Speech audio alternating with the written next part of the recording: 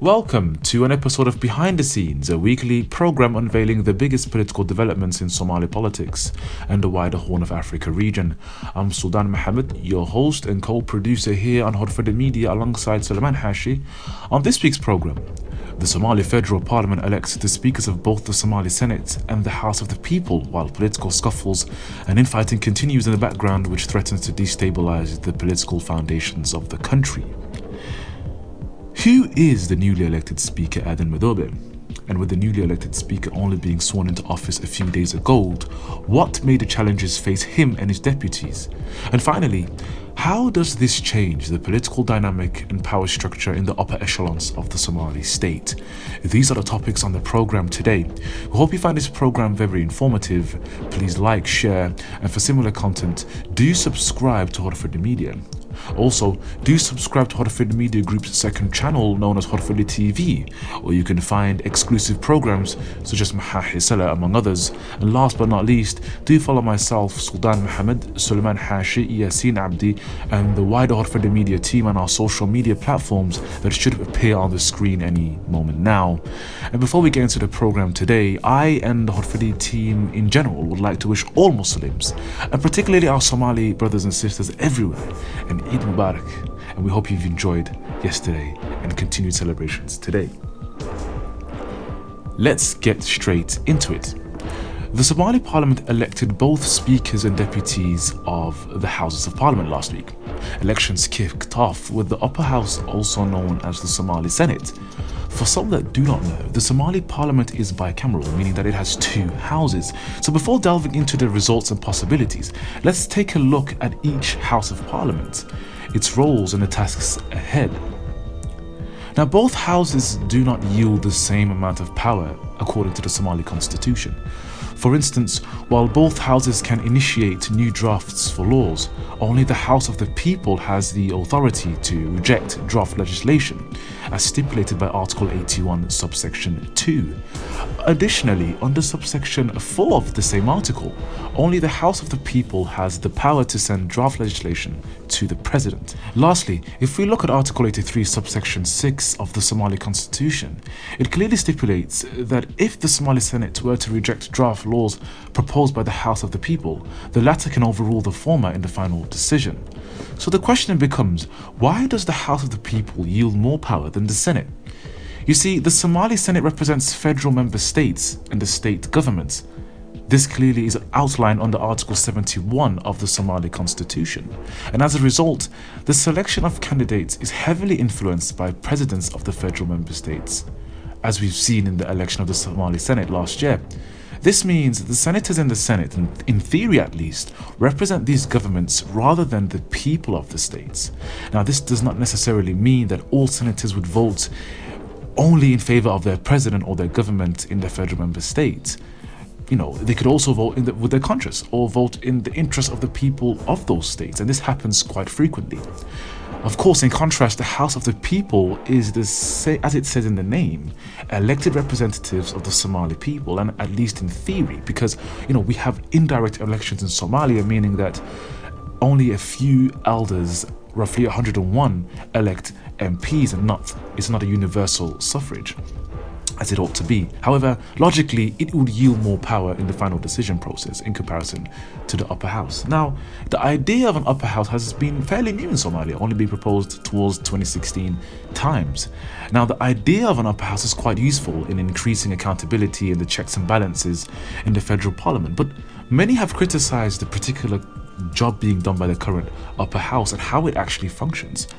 Now, the Somali upper house, or the Somali Senate, is useful and it does do many good things, including accountability, but it can be more effective than it is now. And some of the proposals that I do propose include, for example, rather than being selected by officials from the federal member state, an independent senator selection committee, a federal level independent senator selection committee, can be set up for nominations of candidates to be sent to by private citizens, for example, and also for committee to senators based on experience, achievements, and merits in particular fields, with quotas for each federal member states. And some of these fields could range, for instance, the petroleum industry, a particular issue Somalia is currently facing with their legal dilemma with the Ministry of Petroleum, all the way to clan elders who have office course, plenty of background experience, not just in religion, but also in cultural issues that could have exist in Somalia. And even, of course, sheikhs and religious clerks and, ulama who have experience in the religion and can provide that religious aspect or that religious angle to particular laws that are being passed in the lower house. So, of course, by having this independent selection committee, we could cherry pick out more informed, experienced senators that cater for the need for oversight of laws being passed by the lower house. And an example of this could be the Lords Selection Committee in the UK, for instance. So the House of Lords, much like the Somali Senate, plays an oversight role in the Parliament in the UK, and the Lords Selection Committee selects lords based on merit, experience, and also based on nominations being proposed by private citizens. And this method could also be used in Somalia to have a more effective Somali Senate that oversees things more clearly. Now, swiftly returning to the election results, Mr. Abdi Hashi was re-elected as the Speaker of the Somali Senate. Despite Hashi being previously at loggerheads with the Farmaajo camp, it seems as though there has been a rekindling of sorts with the key Farmaajo allies, including Deputy Mayor of Mogadishu Ali Yare endorsing Mr. Hashi on Facebook during the election campaign. Now, many on Team Nabad Ian Nolol have highlighted that Mr. Hashi is a reliable speaker despite previous political differences. Many have pointed to his continued role in the Somali state, his experience as a veteran, and for this reason, many have supported Mr. Hashi despite infighting between, his infamous fighting between Villa Somalia and the upper house. Conversely, on the other side, the opposition benches have also provided a warm welcoming to the result. Indeed, Hashi was the chairman of the short-lived, infamous political group with Badalqaran, made up of presidents of Puntland and Jubaland regional states, some members of the Council of Presidential Candidates, and Mr. Hashi himself being the chairman of the upper house and of the group. Nevertheless, there was various infighting between the CPC, the federal member state leaders, Mr. Denny and Mr. Ahmed Islam, and Mr. Hashi, the Speaker of the upper house, which eventually led to the disbandment of the political group, at least, because of course the military force with Badakharan still exists and has resurfaced multiple times over the last year. Now, many analysts have cited that the wedge that formed between the opposition and Mr. Hashi has been utilized by President Farmaajo in an attempt to sway Mr. Hashi to a more neutral position, at the minimum, in regards to the political battle between the Farmaajo camp, or Team Nabad Inolol, and the opposing united camps against him in the battle for Villa Somalia. Now, many expected pro-Farmaajo quote-unquote senators from Southwest State, among other states, have voted for Mr. Hashi, and many analysts have cited those as evidence for this political rekindling between the two. Now, this could be a politically smart move for Mr. Farmaajo in gaining more support in the Senate following the results we've seen in the lower house. Ultimately, the results for the upper house were as follows. The election went into the second round. Mr. Abdi Hashi Abdullahi received 28 votes. Runner-up was Saleh Ahmed Jamat, who received 24 votes, and the Minister of Information, Isman Abubakar Dubbe, received only 2 votes. Now, additionally, the deputy results were as follows. For the first deputy speaker, Ali Sha'ban Ibrahim won the election with 28 votes against his competitor, Abdi Hakim Ma'alin Ahmed, who received 25 votes. For the second deputy speaker, Abdullahi Ali Timade succeeded in becoming elected, winning 30 votes. And Mr. Timade, for some background information, represents Puntland, whereas Mr. Ali Sha'ban Ibrahim represents Hirshabelle, and Mr. Timade has had previous experience working in the state government in Puntland and Ghetto. Now, elections in the House of the People were very contentious in comparison to the upper house, to say the least. The backdrop of the Ghetto Impasse almost turned the elections of the Speaker into a car crash. Accusations by the now infamous Mahad Salad, an opposition figure and former chairman of the Speaker Election Committee, Abdurrazzaq Mohammed, as well as the acting Speaker Dabanad, of Somali police stopping officials from entering Parliament, were vigorously denied by the Police Chief General Hijar on multiple occasions, including a televised statement. The uncertainty regarding security of the venue, which was outlined by General Hijar, coupled with rumours that individuals elected in the Al-Waq would be allowed in, resulted in roughly only 30 opposition MPs and the acting speaker being present initially in the early morning of the day of the election. Footage circulated online everywhere of acting Speaker Dabanad pleading with MPs to come to Afisioni Airbase for the election of the speaker to take place. Now, what is worse is there were unverified images that circulated online showcasing armed men attempting to, what it seemed, to enter the Helena compound where the airbase was situated. Now, following discussions between the Prime Minister, some presidential candidates, including Sharif Sheikh Ahmed and the police chief, as well as political agreement on the sidelines between various factions to stop all MPs claiming Ghetto from even participating in the election, the speaker, commenced and went ahead late that night. Footage would circulate of MPs dragging one another as they make cases to each other for the seats. Some even described this scenes like the Bakara market during Ramadan. Ultimately, however, the results were as following. For the Speaker of the House, Adam Adobe won the election with a staggering 163 votes against Hassan Abdi Noor, who received just 89 votes. Other candidates included Hildeban Adan Saransor, Hildeban Abdul Rashid Mohammed Hidig, Hildeban Sharif Mohammed Abdullah, Hildeban Abdullahi Black, and Hildeban Sadiq Abdullah. It was after withdrawals and compromises of some of these other candidates that resulted in Adam Adobe and Hassan Abdi Noor being left the only two candidates by the second round. Now, this came after the first round of voting and then Hassan Abdi Noor taking the lead, and it has been reported that Mr. Abdi Noor was the prime candidate preferred by the Farmajo team during this election. In round one, Hassan Abdi Noor, the quote-unquote Farmajo candidate, had about 98 votes. Adam Adobe had 74, Abdullahi Black had 33, Adan Saransor had 23, Sharif Abdullah had 13, Abdul Rashid Hidig had 6, Sadiq Abdullahi had 5. Now, if we were to add all the votes of the withdrawn candidates, it would add up to 80 votes. Now, if we add that on to the 9 votes lost by Abdi Noor in the second round of the voting, this would literally add up to the 163 votes that Adam Adobe would eventually receive, up from the 74 votes.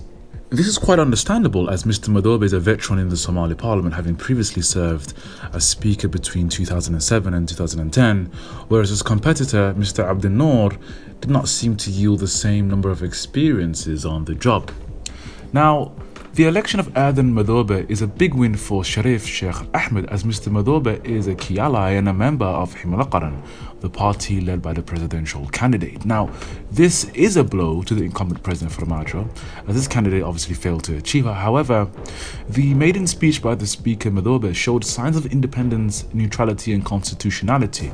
Coupled with his experience in government, it is possible that the tenure of Mr. Madobe will be a fair one, including the election of the president, which is expected to take place very soon. However, many newcomers into Somali politics and many other people have requested and might not know much about Mr. Adam Adobe. So let's take a glance at his history to understand more about who Mr. Madobe is. Now, Mr. Adam Adobe was born in the city of Hudur, which is located in Bakol region of southwest state of Somalia. He previously served as a deputy leader of the Rahanweyn Resistance Army, or the RRA, a clan militia group that formed just after the Somali Civil War. The group fought against General Aidid's militia throughout the 1990s before eventually stopping in the 2000s. He would eventually fall out with the leader of this group, Hassan Mohammed Noor Sharti Gudud, over the support of the then transitional government of Somalia. He would then join the transitional federal government in 2007, serving as both the Minister of Justice and the Speaker of the lower house of Parliament, marking this election as his second tenure. And for a short period of time, Mr. Madobe was the acting president of Somalia between the 29th of December 2008 and the 31st of January 2009, following the resignation of the former President Abdullah Yusuf and prior to the election of Sharif Sheikh Ahmed as president. So, a little history about Adam Adobe. What challenges does he now face as the newly elected speaker? Well, today the speaker assumes security responsibilities for the election from the Prime Minister, Mohamed Hussein Roble. This means that he needs to ensure the security of the election venue as tightly as possible. Of course, Al-Shabab militants will be keeping a close eye to strike a blow into the heart of the Somali government. We've just recently heard of an Al-Shabab attack against Burundi troops in central Somalia, which Al-Shabab claims to have killed 59 soldiers, whereas Atmas has not obviously given us the details as of yet. So the threat of Al-Shabab remains very high. They've had a Beledweyne bombing which killed about 50 people, including the late MP Amina Mohammed. So Al-Shabab has stepped up its attacks, and it's very important that the security of the venue is tightly secured. The second issue that the Speaker will be facing is the Ghetto Impasse, which nearly derailed the actual Speaker election. Now, the Speaker announced last week that he would make a decision on what is next regarding this impasse, but he has said that the decision is not just for the House leadership, but also for the House of the People as a whole.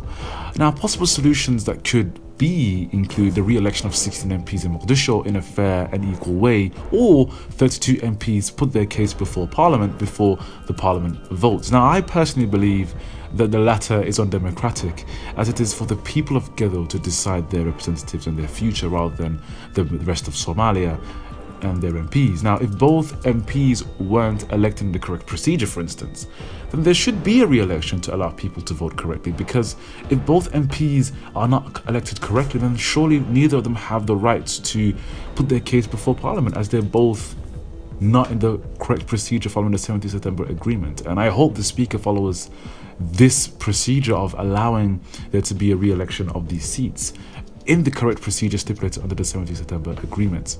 The third issue that the Speaker will be facing is seat 086, which is yet to be resolved. This is the seat of the National Security Advisor to the President, Mr. Fahd Yassin, which went to the Supreme Court, and obviously we know the results that happened there, which was that the Supreme Court verdict was it would not rule on this. There has been an issue between the Hirshabelle State and the Federal Election Implementation Team. There's been an issue between the implementation team on a state level of Hirshabelle and the Federal Election Implementation Team. So this particular issue means that the people that own the seat 086 do not have representation in Parliament, and this is quite unjust and political, and it's for the Speaker to decide what is the best avenue. Is it for the seat to be re-elected, as we've seen in Madam Saadio's seat in Koonfur Galbeed, or Southwest State in English, which resulted in, of course, we remember Feet attempted to remove 4 seats there, I believe, or was it 3, and this resulted in 2 to 3 being reinstated, whereas 1 was forced to be re-elected and election redone, and this resulted in the same person to be re-elected. And this can be done in Hirshabelle too for seat 086, or the Speaker could just simply vote to not allow this to continue and let the seat be as it is. And finally, the alleged signed agreement between the Ministry of Petroleum and the US oil company, Coastline Exploration Limited, which has caused a legal dispute and has not been resolved by the Prime Minister, because the Prime Minister could have fired this minister. He hasn't done so, and he hasn't opened an investigation to his minister. This person a member of his cabinet? This is a person who's part of his ministerial team, and of course the Prime Minister meets him regularly as part of his cabinet meetings, and it was for the Prime Minister to fire this gentleman. He hasn't done so, and it is now for the Speaker to do so. And indeed, all the other above issues that I've listed are failures by the Prime Minister and Feet. They should have taken the responsibility to resolve these issues, but they just failed to do so and left it on the Speaker's doormat. Now, it seems as though light is at the end of the tunnel for Somalia. Political stability is returning to Mogadishu, with the Speaker and Parliament back in action, and the presidential elections expected soon. However, the issue regarding the Ghetto Impasse could risk derailing the entire election process. It must be dealt with meticulousness and with the people of Ghetto at the forefront.